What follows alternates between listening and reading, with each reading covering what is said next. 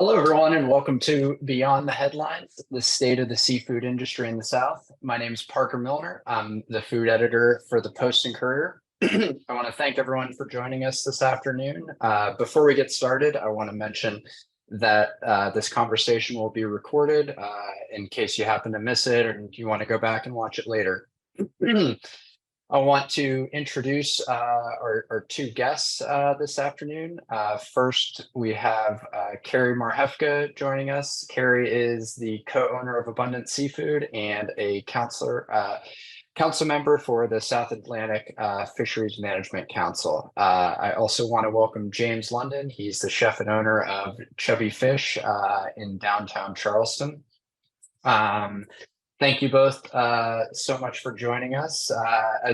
As you know, and some of our listeners know, today we're going to be talking about an urgent topic. What will it take to keep commercial fishing industry afloat while ensuring the future of marine wildlife? And this conversation stems off a story that I wrote, a report back in April. And it was based off of the topic of sustainable seafood. You've all heard the phrase, but you might not know exactly what it means. But across the globe, 3 billion people rely on seafood as a main source of nutrition, and we all know how important that is to our diets and our livelihoods. So I want to start with you, Kerry. You have a rare perspective on this topic. Could you talk a little bit about your role and also the status of our fishing populations here in the Southeast? Well, the latter, that's a loaded question. I know, yeah, that might take up the whole 30 minutes. But yeah, and I don't want to do that. Yes, so by training, I am a marine biologist. I went to the College of Charleston and graduated with a degree in marine biology and immediately went to work for the federal government as a fishery biologist, supporting those that vote to make the fishing regulations in South Atlantic federal waters, which is 300 to 200 miles offshore. That's where I met my husband, who was a commercial fisherman. So it was a little interesting, but he was there to propose some of his best fishing spots be closed and to become marine protected areas. So I knew we were on the same wavelength right away. I left that after we had kids and helped him build our company, Abundant Seafood, which of course is based on commercial fishing and harvesting.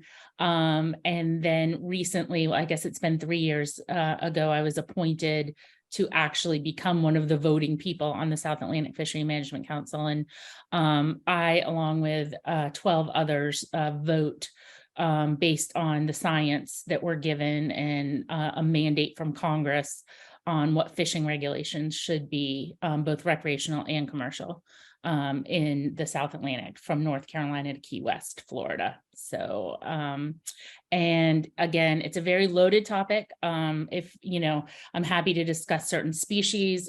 We fish for snapper grouper species, which are reef fish, which aren't migratory. They live off the reefs of the Southeast coast, and we have some winners and some losers, some success stories. But because we are mandated by Congress, species cannot continue to be overfished. Overfishing must be ended immediately when we see it. So I feel like our populations are very well managed, even if we're in the process of having to rebuild them. And then if anyone has specific questions later, I can delve into it more. Yeah, and a lot of the species that we're trying to manage, correct, are ones that you find often in restaurants, Kerry.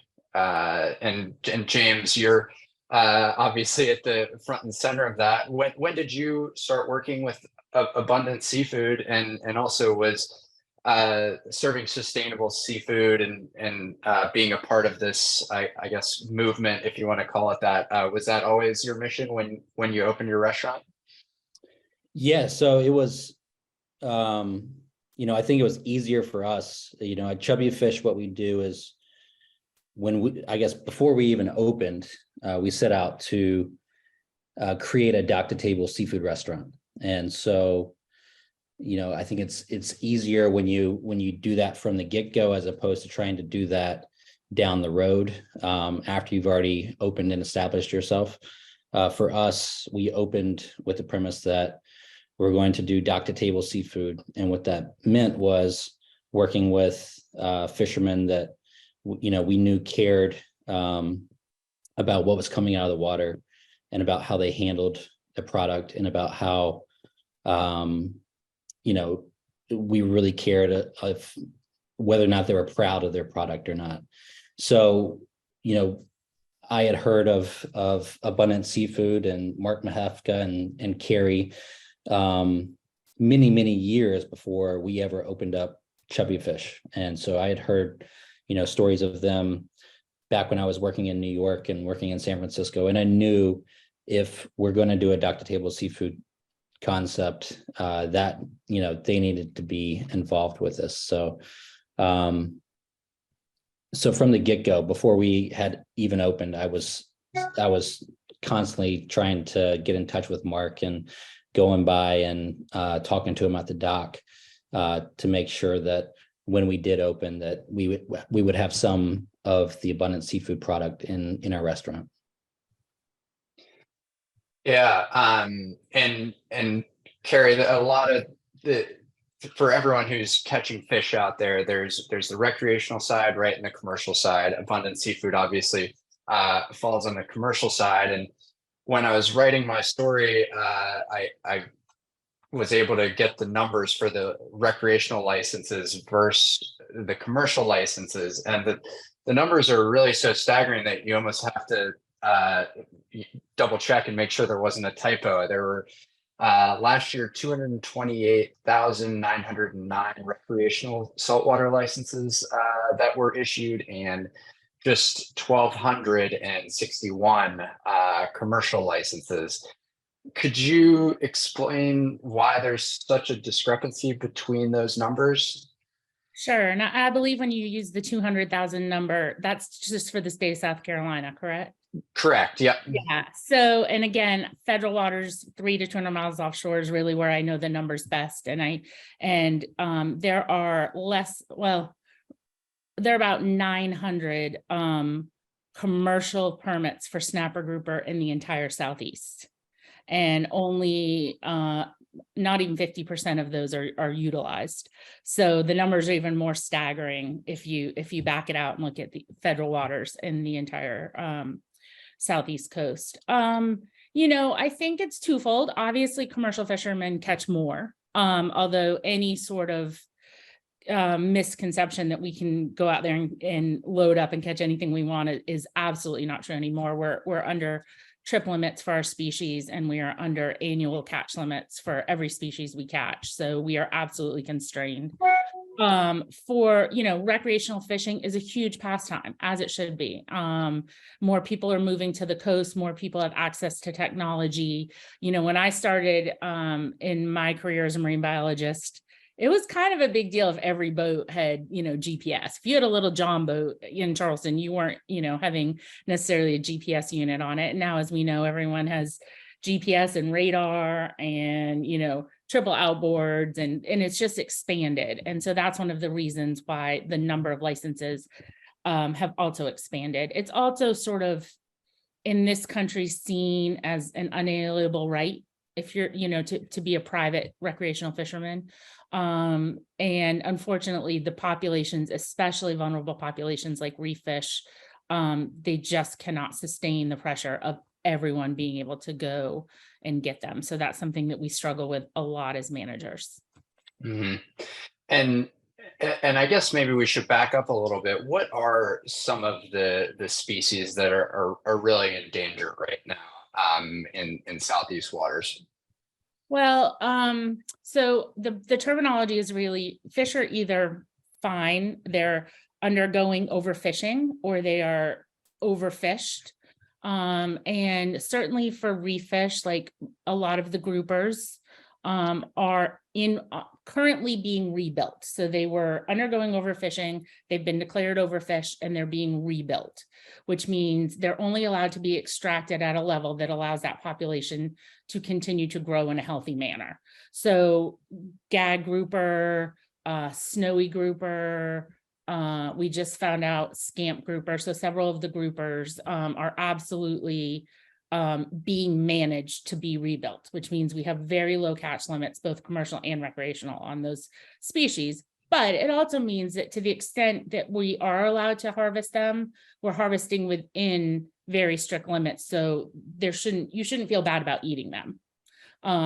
Because, there's very good science that goes into saying, this is how many you can take out of the population and the population can still rebuild. Snappers for the most part are doing well. Amberjack does well. Triggerfish, we're waiting to hear. The science is basically that a lot of these fish, like groupers, are very long-lived and slow-growing. Some of them have human lifespans, which means they don't replace themselves in the population as fast as dolphin, mahi-mahi, or snappers. And so therefore they're more susceptible to fishing pressure or any kind of pressure. There are absolutely also some species, I should notice, that we believe are undergoing what's called a regime shift. And we think that it's not fishing pressure, it's climate change, and their population is shifting. So it adds that little layer of complication in there. But it tends to be the larger, long-lived, slow-growing species that are in the most precarious situation right now, for sure. Mm-hmm. And for you, James, that means you're cooking with less grouper, I would imagine. You're cooking with more fish that maybe people aren't quite as familiar with. So could you talk about how you build your menu every day and what kind of goes into the work of being, like you said, a dock to table restaurant? Sure. For us, that kind of means letting our fishermen dictate what the menu is that day. So, obviously, if grouper is not offered to us, then we're using the gray tilefish and the golden tilefish and the wreck fish. And so, we don't. Back in the old days, you would pick up the phone and you would call your big seafood company and you would say, we'll take 80 pounds of red snapper and we'll take 40 pounds of flounder and 50 pounds of grouper. Now we kind of let our fishermen say, hey, this is what we have available, and that's what we order. Mm-hmm. And the term local comes into play often, right? But you can't get all your fish from a couple miles off the South Carolina shore. So could you talk a little bit about local and regional sourcing and how that kind of factors into what you're doing at the restaurant as well? Sure. So, when fishing is rough here, generally we can reach out to one of our purveyors up in North Carolina, and generally, if the fishing is rough here, they may have an opportunity to run a boat out, and vice versa. When the fishing's rough up there, when the weather's rough, someone here may have the opportunity to run a boat out. So, what we do is very easy compared to what our fishermen and fisherwomen have to do. It's night and day. Here we pick up the phone, we send text messages. They don't get to pick and choose what days they go out fishing. If that boat can run through the water, and they can get back relatively safe, then they're out there. And so that's the big difference between what I do in a restaurant versus what they do in their day-to-day business. Mm-hmm. And Kerry, you mentioned that they're in the process of rebuilding some of the snapper and grouper. So what is a little bit of the science that goes into determining the catch limits? What can be caught every year? Because obviously it's a big ocean. So how is that determined, and how do you kind of go about making those changes every year so the fishermen know what they're allowed to catch? Sure. I'll try not to fish nerd out too much because it's complicated, but fishery management councils get have a science and statistical committee that are independent scientists and statisticians that do an assessment process on a species every so many years. Never as quickly as we want, or with as much data as we want, but there's a schedule of when, say gag grouper is going to be assessed. And in that assessment process, they will gather data, fishery dependent data, which means data that comes from collecting logbooks. Commercial fishermen have mandatory reporting, as do commercial seafood dealers every week. So they'll collect that data, which sort of, says here's what the fishermen are doing, but the fishermen are obviously going hard for these fish and seeking them out. So that's not necessarily representative of what's happening everywhere. So then we have something called fishery independent data, which will come from scientists, universities, research vessels, and things like that. And so they will collect, say, South Carolina DNR houses a Southeastern program where they have a research vessel and they go out and they do fishery independent surveys every year throughout the whole Southeast. They deploy different kinds of gear. They do it in a scientific method. And then that information goes into the assessment too. And you have a team of, throughout the whole process, you'll be dealing with, 30, 40, 50 independent scientists who will then put it into models that are well beyond my calculus. And basically they are using modeling based on the information they have to try to determine what the biomass of the population, not just the weight of the fish out there, which is the biomass, but also are these fish still growing to the big sizes that we need them to so that they can reproduce further? Are they doing that quicker? Are they doing that later? All this information goes into a model and it comes out, and the model sort of, this is very not exactly how it happens, but sort of spits out and says, here's where the biomass is. Here's the level where we've already determined if you get below that, you're overfished. And they will come to us and what they say goes. There's no politics involved in that part of it. The politics comes once they give us the number and we decide how to split up that number. And that's all I do. And the people my colleagues and I do. So it's not done every year. You're given sort of what's called an allowable biological catch. And they project that out for usually 10 years or so, based on the science they have. And then the council by law has to act on what Congress calls the best scientific information available. So once our scientists tell us, sort of put the stamp on it and say, that's the best scientific information we have, by law, we have to use that to then, I say manage the fish, but we're not managing the fish. We're managing the people who want to catch the fish. And that's when it comes to splitting up the pie between commercial and recreational fishermen, figuring out things like size limits and trip limits and seasons and things like that. Mm-hmm. And you mentioned the climate change. I think that's something that's on everyone's mind, at least a little bit. How does that factor into determining these catch limits? Unfortunately, right now, the science has not really caught up, or the budgets, let's say, has not caught up with where we need it to be. What we see, black sea bass is a great example.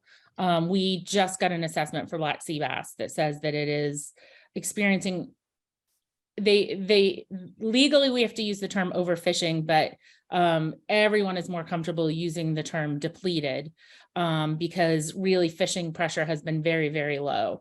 Black sea bass have just almost disappeared from South Carolina south. Used to be a very strong fishery here, especially in the winter.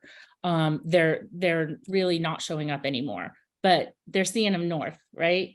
And so, we don't have really right now a way to figure out if, what we think is happening. We can't necessarily ground truth that it's not that it's the pressure that's happening. It's that they've moved, they've shifted.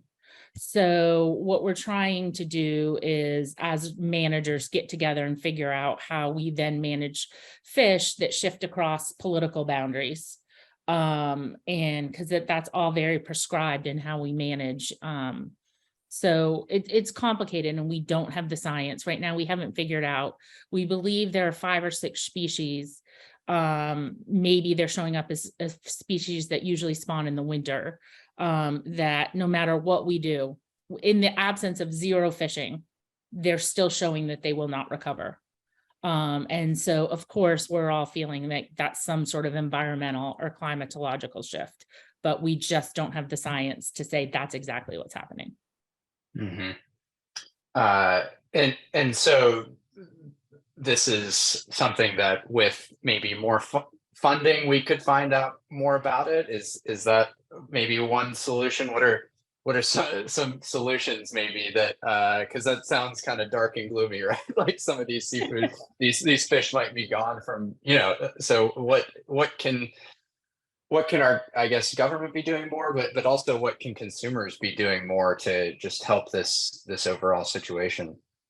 I mean, the answer is always more funding, obviously. You'll never find Mhm. a fishery scientist. It's like, no, we have plenty. The ocean is a vast place. We always need more funding. I think there's some shifts that have already taken place that there's nothing we can do anything about.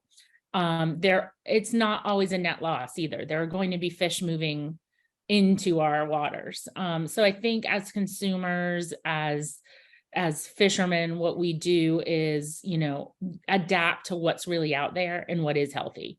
Like James has talked about his restaurant, it's the whole get out of the mindset that you're always going to have mahi mahi or a grouper on your menu. Get into the mindset that we might be seeing more mutton snapper in South Carolina. That's usually a fish that we see in South Florida. And then as long as that population is healthy, then let's adapt to using that on our menu. So, there are, not to be doom and gloom, there's absolutely some irreversible things that we can't do anything about though. Mhm. And James, I think it'd be helpful maybe for some of our guests if you could pick one or two species that you have on your menu right now recently that maybe people might not have tried before, and describe a little bit about the flavor and how you prepare it as well. Sure. I mean, Kerry was just mentioning mutton snapper, and I absolutely adore mutton snapper. It is incredible. It is, everyone raves about American red snapper. And, we don't get a lot of American red snapper. You're not allowed to keep American red snapper for the most part, outside of very short windows. Mutton snapper is as close as you will ever find to American red snapper. It eats identical to American red snapper, and it is absolutely incredible. So I am a big fan of mutton snapper. And as Kerry was mentioning with the shift in species, we're seeing a lot of the stuff that was generally, only found down in Florida up in our waters now. And so mutton snapper, big proponent of mutton snapper. Gray tilefish. Gray tilefish is another one that we've been getting a lot of lately, and it's a really phenomenal fish. And golden tilefish is the fish that has a more well-known name, and people, I think, order more golden tile than they do gray tile. But I'm really loving gray tile. It's a fish that we can use in raw preparations as well as cooked preparations, whereas golden tile, and I love golden tile, but golden tile lends itself better to a cooked preparation because it tends to be a little chewy when it's done raw, whereas gray tile has a little bit less sinew content, and because of that, you can use it in some raw preparations. And people can get these fish at Abundant Seafood, right, Kerry? I imagine you have them at the dock in Mount Pleasant and also at the North Charleston retail store. And what else do y'all have kind of on offer for retail? Yeah, and our menu, what we have changes, absolutely. I'm trying to think, vermilion snapper is sort of like, that's my husband's that's his bread and butter. That's what he's great at catching. So we often have vermilion snapper. We do have flounder, we have some swordfish, we have triggerfish, which is one of my favorites. We have, I'm trying to think. I always draw a blank. Grouper when it's, it's grouper season right now, meaning it's the grouper are always out there, but they close in the first 4 months of the year. Most of them, not all of them, but the shallow water groupers close through May for spawning. So it's grouper season. The mahi are still kind of running a little bit. So a little bit of everything. Yeah, whatever. It's a hodgepodge of, and tilefish. I think both of those tilefish are great examples. Golden tilefish, there's a lot more of on the market because it has, in fact, golden tilefish was just assessed as being in really good shape, not overfishing, not undergoing not overfished. We just got a bump in the allowable biological catch, which means all fishermen, recreational and commercial, can catch more. It means they're in good shape, and it's got a much higher catch limit than gray tile. So you'll see less gray tile on the market just because less gray tile is out there and allowed to be landed, but it is a fish that is in a healthy population status. It also has more of a niche location, but those are both great examples of fish that you want to see on people's menus because they're healthy, they're great fish. I'm trying to love gray tile, but golden tile cooked is one of my most favorite fishes for sure. And we've got we had a couple questions come in before. We've got about 5-10 minutes left, so I want to address a few questions that we got in before this recording. So George was asking, what are some things that buyers and consumers can do at the supermarket to help the seafood industry? And speaking from experience, it is, you go to your local Publix, you're picking up everything you need, and you go to buy seafood. How do you know what's sustainable and what you should be buying? I mean, for me personally, one, I would say try to go to a local market and not even mind. Go to Crosby's, go to Mount Pleasant Seafood, go to Simmons Seafood. So that would be my first thing, but recognizing not everyone can do that. So all seafood that's caught in the United States, you should feel good about eating. The United States is heavily managed. As I said, by law of Congress, you cannot continue overfishing in the US. It is illegal. You will get sued. It will not happen. So I think that the first thing, and I believe that grocery stores all have to label their country of origin. And so I think the first thing you do is buy wild caught American seafood. That's just the best thing anyone can do right there, whether it's at Publix or Whole Foods or Abundant Seafood or Crosby's. Wild caught American seafood is absolutely should be your first choice. And that's kind of, that's what I would say to anyone. Okay. Yeah. And we also had some questions about farm raised seafood. Do either of you have thoughts on farm raised seafood and whether or not people should avoid it? So, I mean, for me, I use a lot of farm raised oysters on our menu. And, I feel like that's a good, healthy, sustainable, farming method.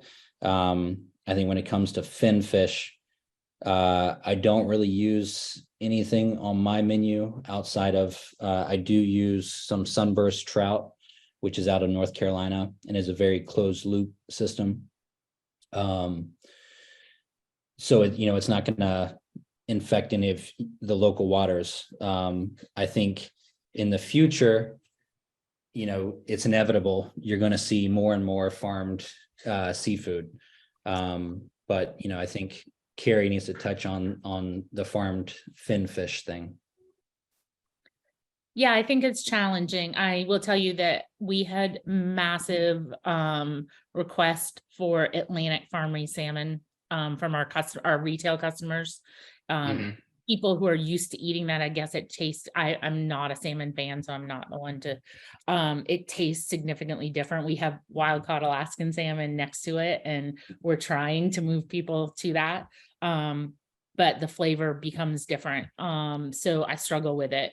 I think James is absolutely right. I think we're going to see more of it in the future. I worry about sort of like, you worry about like genetic escapism, you worry about sort of the feed.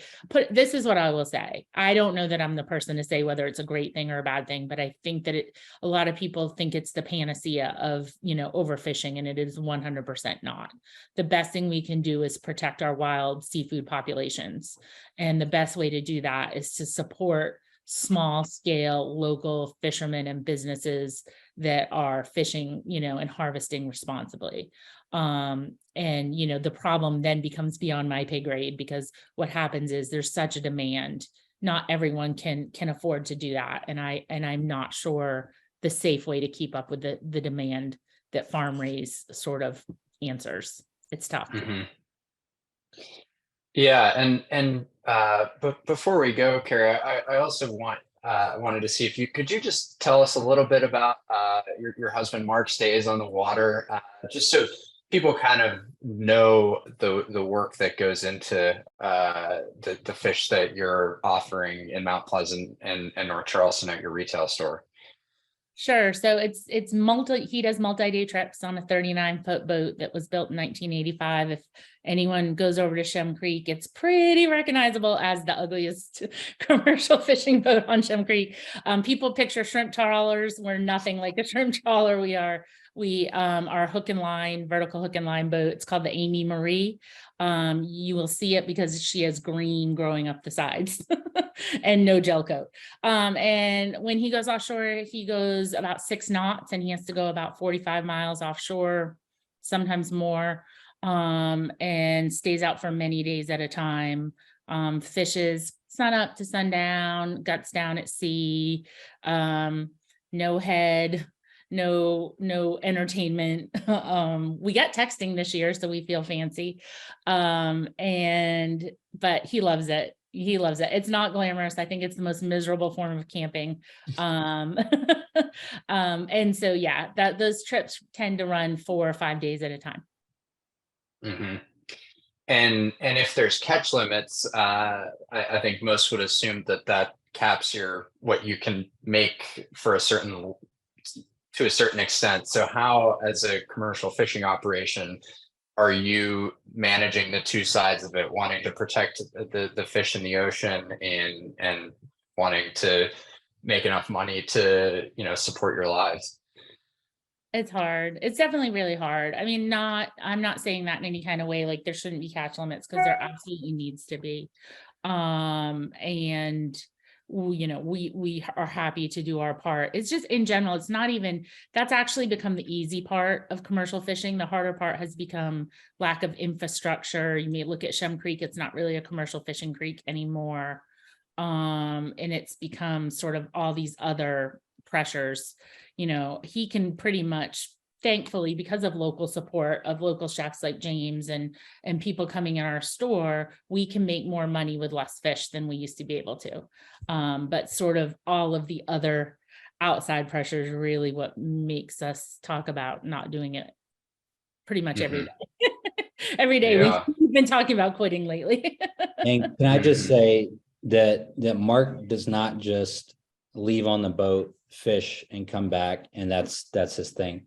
Mark is also at the shop filleting fish, cleaning fish, shoveling ice, working on the boat, delivering seafood to our restaurant and many others, not only in Charleston but elsewhere, picking up the phone, taking the orders. So it's not just fish and go. And the fishing thing alone is hard, but what he does is brutal, and it's extremely brutal. And we're so thankful for people like Mark and Kerry. Thank you. Well, I'm thankful for both of you for joining us today. I think this is a really important topic, as you know, and something that I hope this short 30-minute session, I hope we could help educate some folks that listened in. For everyone who is listening, you can go see James at his restaurant in downtown Charleston, and you can go see Kerry and her husband Mark at their 2 locations in Mount Pleasant and North Charleston near Park Circle. I want to thank subscribers who joined, and I want to invite everyone to sign up for our free food and dining newsletter. You can do so by visiting postandcourier.com/newsletter sign up. You can also subscribe to our premium food newsletter, Charleston's Menu. You can do so by visiting postandcourier.com/CHS menu sale. We do have a 25% sale going on, and a reminder that Charleston's Menu is a newsletter in which I visit a different restaurant every week, and I'm trying to find places that you haven't heard of across the Charleston area. Thank you again for everyone for joining us, and please email me if you have any questions about sustainable seafood or this discussion. I will immediately pass those on to Kerry. No, I'm kidding. I will try to answer them, and if I need some help, I will ask Kerry or James. Thank you, everyone, and I hope you have a great rest of your day.